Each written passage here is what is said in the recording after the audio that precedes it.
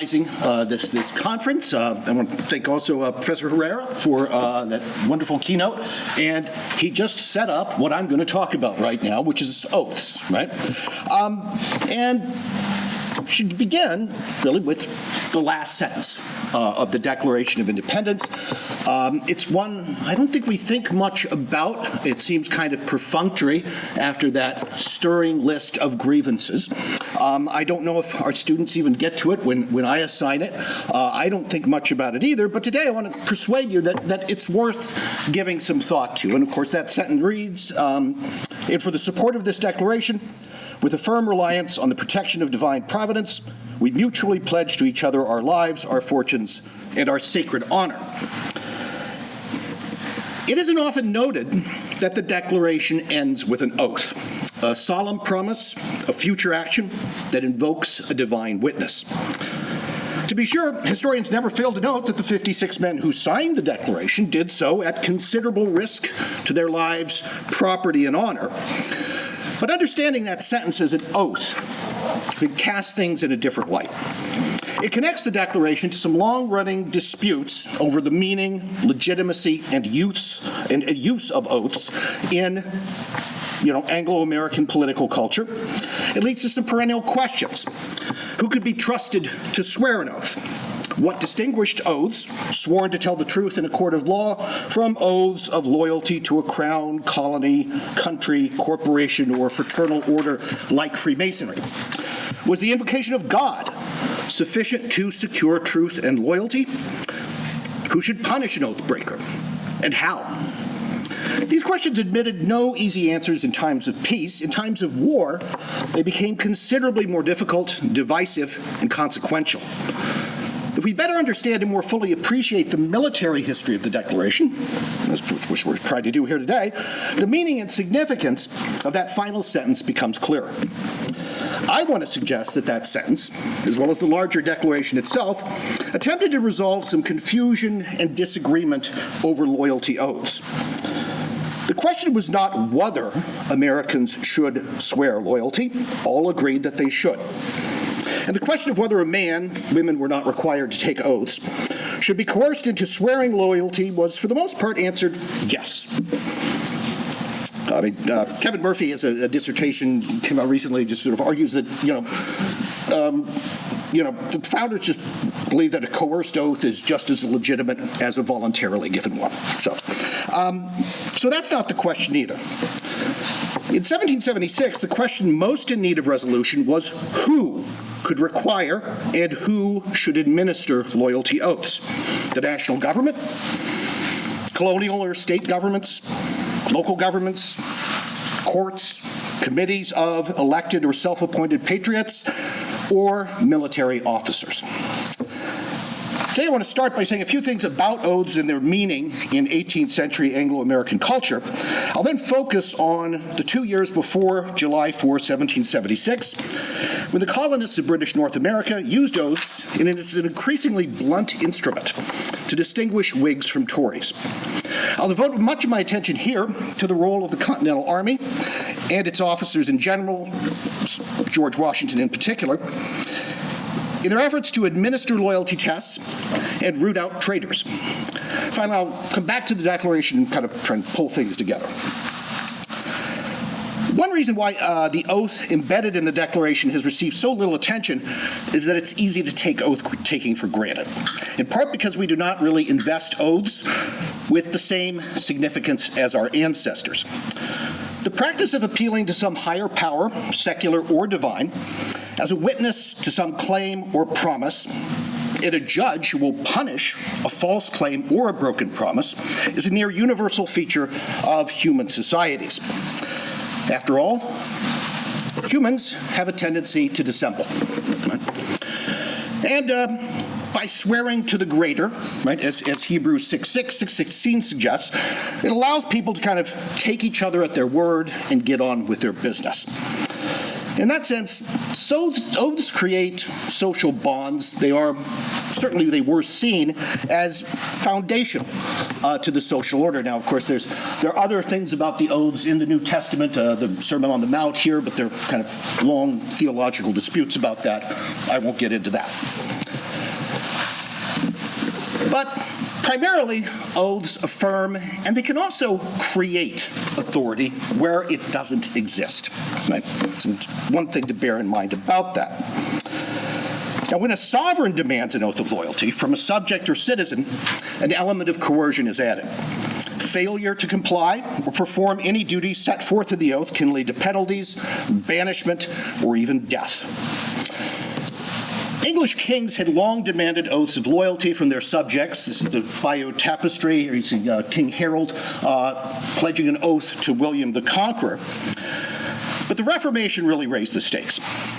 Tudor and Stuart monarchs issued long and exacting loyalty tests that demanded recognition of their supremacy over church and state. In the English colonies of North America, loyalty tests seemed especially important. The Crown, Parliament, and royal officials worried, presciently, that distant colonies might become nests of disloyalty and sedition. The first charter of the Virginia Company required every company official and colonist to swear the oath of allegiance and supremacy to James I. None but loyal men should go to Virginia. That sweeping and vague directive soon encountered practical difficulties. Catholics bound for Virginia did not understand, or did not care to understand, James's wordy oaths and made their way to Jamestown. Several years later, the revised charter required the colony's military commanders to administer an oath of supremacy and commit non-jurors, that is, people who did not swear to the oath, to the galleys, a requirement that would have further diminished the colony's already negligible manpower. When the Virginia Company finally became a royal colony, the demands for loyalty persisted, but administrative problems increased. Who would administer and register oaths to the growing number of settlers? Who would pay for it? When a direct oath tax on immigrants payable in coin failed to collect the needed revenue, Virginia did what they usually did. They just put another tax on tobacco. Right? The directors of the chartered colonies of New England used oaths to secure the loyalty of the colonists, the Mayflower Compact, of course, in Plymouth, and the oath of a free man in Massachusetts, sworn by the great and dreadful name of the ever-living God. Administrative problems occurred here as well, but they were eclipsed by theological objections. Roger Williams, for example, charged that the Massachusetts oath of a free man was anything but and would only encourage hypocrisy among otherwise sincere Christians. To this, John Cotton famously replied that it would be better for the men of Massachusetts Bay to be hypocrites than profane persons. The practice of oath-taking had always been accompanied by doubts as to the degree to which swearing could produce honesty and loyalty. I would argue that those doubts intensified as the early modern state demanded more exacting oaths from its subjects, and early modern society required more sworn promises from men and women engaged in commerce and civil society. One frequently expressed worry was that this proliferation of oaths diminished the solemnity of oath-taking and the binding force of the sworn bond. As you can see, Isaac Barrow here from the late 17th century, sort of complaining that people take too many oaths, right? And it sort of diminishes the impact that it should have. More skeptical minds asked if an oath to tell the truth or to be a loyal subject did anything more to guarantee honesty or loyalty than the fear of punishment for perjury or treason. If, as Thomas Hobbes asserted, the force of words was too weak to hold men to their covenants, why bother with the empty ceremony of oath-taking? That was Hobbes. Most Anglo-Americans continue to believe in, or profess to, the sacred and binding power of the sworn bond. That belief could produce a wide range of effects at different times and in different contexts. For example, oath-taking was often a prominent feature of the many private clubs, societies, and fraternities that populated 18th century society. The example of Freemasonry mostly comes to mind. That's why I actually got into this topic, because I discovered that I was just astonished by the volume of literature on oaths in the 19th century. I mean, John Quincy Adams writes an entire book about it, right? About just, the binding obligations of a Masonic oath. The secret oaths and rituals of Freemasonry were widely praised as a means of promoting trust and affection among men of diverse social standings, vocations, and political and religious allegiances. This, of course, is George Washington in his Masonic garb. The extra-legal oaths sworn in Masonic lodges seemed harmless to most. Benjamin Franklin, who introduced Freemasonry to the colonies, admitted that the fraternity's only secret was that it had no secrets. Certainly less suspect than the oaths sworn, and these oaths are certainly less suspect than the oaths sworn by actual artisans and journeymen, which officials viewed as incipient conspiracies in restraint of trade. The power of oaths to forge bonds among men could be used as an instrument of disloyalty and rebellion. Oaths sworn on pirate ships. Oaths sworn over draughts of rum by rebellious slaves. Oaths sworn among the Sons of Liberty and Boston's bent on the destruction of tea. Britain, as we all know, responded to the Tea Party with the Intolerable Acts, and the colonies responded in turn by convening a Continental Congress and issuing the Continental Association in October of 1774. This was, as Harold Hyman pointed out years ago, America's first standard loyalty test. Now, to be clear, the association was not an oath, and it awkwardly affirmed American loyalty to George III. The language was that, we, His Majesty's most loyal subjects, solemnly bind ourselves and our constituents to boycott British goods, restrict trade, including the trade in slaves, and discourage every species of extravagance and dissipation, including horse racing, cockfighting, theatrical productions, and expensive funeral attire. The association did, however, authorize elected local committees to observe the conduct of all persons, identify enemies of American liberty, publicize their violations of the association, and break off all dealings with the disloyal. The Continental Congress urged local committees to conduct their work with caution and restraint towards the enemies of American liberty, often to little avail. Tales of Tory persecution at the hands of Whig committees became legion. If you've ever looked at Peter Oliver's recollections of the rebellion, there's all kinds of, my favorite is the story about Jesse Dunbar, who bought an ox from a recently appointed colonial official in Massachusetts, and the committee apprehended him as he was slaughtering this ox, and so they stuffed him inside the carcass of the ox and kind of carted him around Plymouth County and rubbed offal and feces and all kinds of stuff all over him. I'm just trying to keep up with some of the gruesome stuff we got earlier, so that's my contribution there. The committees, in fact, often acted as kind of restraint on more violent mob elements, but they could nevertheless be pretty severe in their persecutions. Such scenes of violence dismayed some Patriot leaders, not so much out of sympathy for the Tory victims, but from a distaste for the uncouth democracy of the local committees. John Adams, as we might expect, dreaded the confusion and injustice created by the committees, which in his view tended to, quote, injure the morals of the people and destroy their habits of order and attachment to regular government. Now, Adams and other Whig leaders wanted the Continental Congress to issue a general loyalty oath for all Americans, but most delegates remained too committed to reconciliation and too wary of infringing on the power of state governments to take that step. Congress did require an oath from officers and soldiers when it created the Continental Army in June of 1775. This is a logical necessity. A man carrying arms against Britain could no longer credibly proclaim his loyalty to the king. So, it came in many, forgot about that one. That's the initial oath on the left, and of course it's revised after the Declaration. This one famously, as you can see here, was signed by Benedict Arnold.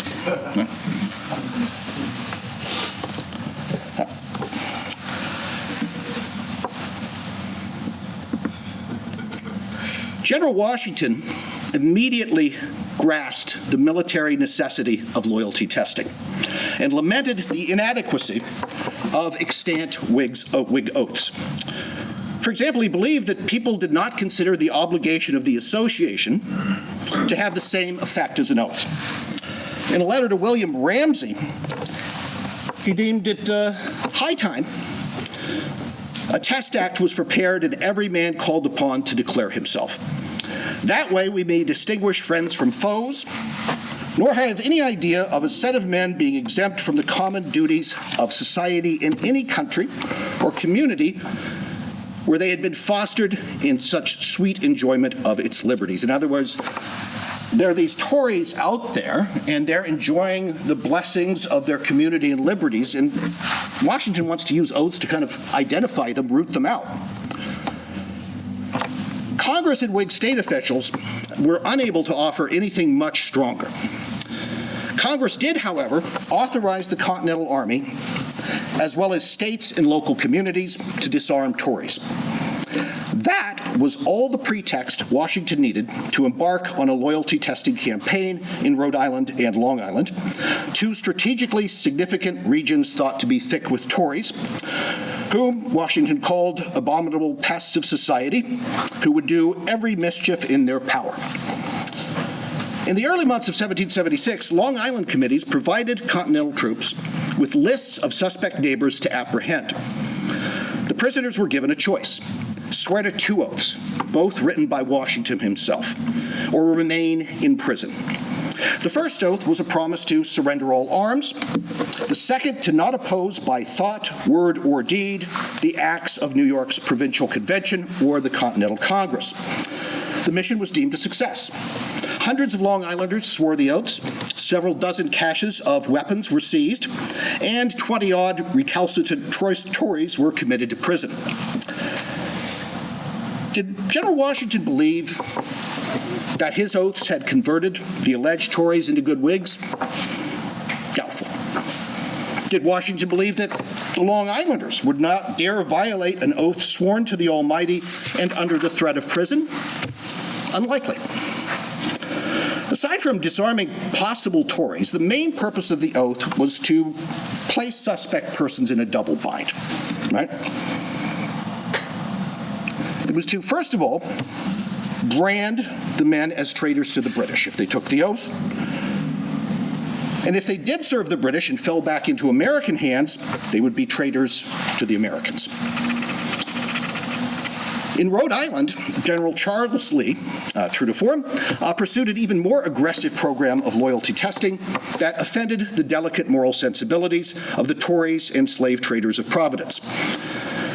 Rhode Island delegates to the Continental Congress protested that General Lee had encroached on powers that rightfully belonged to their state assembly. Lee offered a half apology. Washington respectfully acknowledged the sovereignty of the Rhode Island Assembly, praised Lee's zealous patriotism, and then sent him back to Long Island, where Toryism was once again rumored to be on the rise.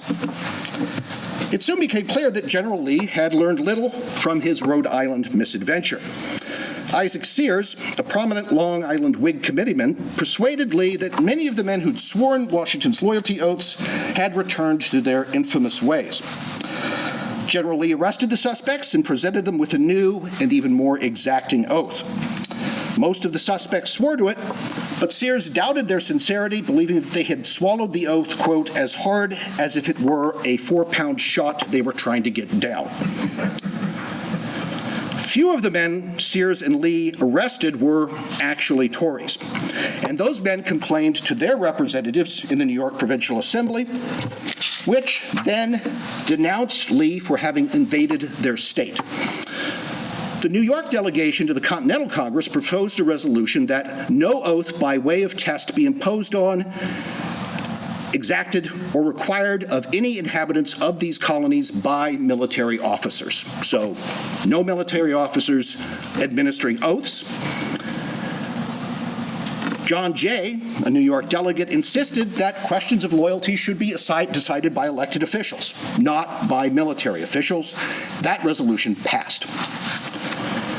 Shortly thereafter, in June of 1776, the Continental Congress resolved that all Americans owed allegiance to Congress and recommended that states revised their treason statutes accordingly. So now we actually have sort of something much closer, of course, to independence, and we also have a structure in place for prosecuting people guilty of treason. With this, independence was pretty much all but declared. Right? And when it was, individual acceptance or rejection of the Declaration became a common test of loyalty. So, for example, in New York City, Whig committeemen go from door to door, ask men if they agree with the Declaration or not, and if not, well, it's noted. Right? Now, Charles Royster once made the point that actually just serving on these loyalty committees, many of the committeemen actually see this as a form of military service, right? They're contributing to the war effort, albeit in a much safer way.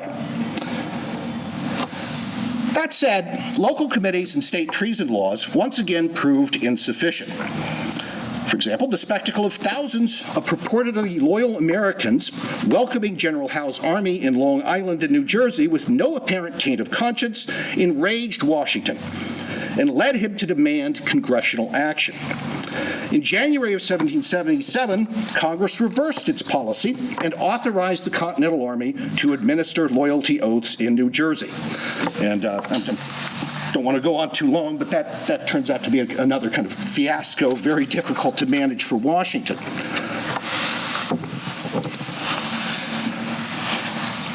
I'll just end with this, because I think this is where the subtitle or the title for my talk comes from. This is Washington in January of 1777, describing his work to Congress in New Jersey, and here sort of insisting that, you know, oaths are absolutely essential, right, to any well-ordered state, and that's the only substitute that can be adopted to supply the defective principle. By this he means deficit, right? That's kind of the 18th century meaning that is there.